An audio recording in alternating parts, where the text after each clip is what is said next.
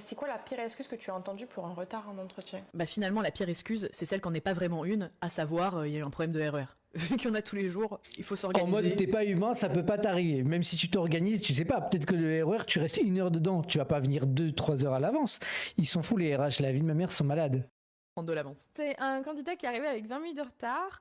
Je lui ai demandé si tout s'était bien passé, qu'il avait trouvé facilement. Il m'a répondu. J'avoue que c'est Et- marrant par contre. Et je lui ai demandé comment ça se faisait qu'il était en retard de 20 minutes. Il m'a expliqué que c'était à cause de la pluie et qu'il n'a pas pu me prévenir avant car il avait peur de Non, me là, c'est un teubé. Vraiment, c'est un teubé. Pour le coup, comme ça, non, ça, c'est trop con.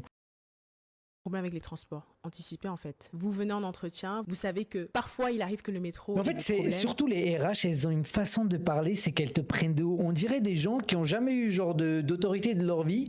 On leur donne un peu de pouvoir et du coup, en fait, ils pensent qu'ils sont meilleurs que les autres. C'est des trucs qui peuvent me rendre malade. Bah, anticipez, venez plus tôt pour éviter effectivement. En fait, leur façon de parler, ils te prennent pour des merdes. Ça me rend fou. À la limite, c'est pas le côté du retard ou l'excuse, c'est celui qui joue genre comme si de rien. C'est pas grave, t'es en retard, ça Ouais, arrive. elle a raison, ok. À tout le monde, dis-le nous, préviens-nous. À la limite, on reporte et tout, mais en Elle fait, est archi cool, elle. ne te connecte pas comme si de rien. Voilà, c'est pas.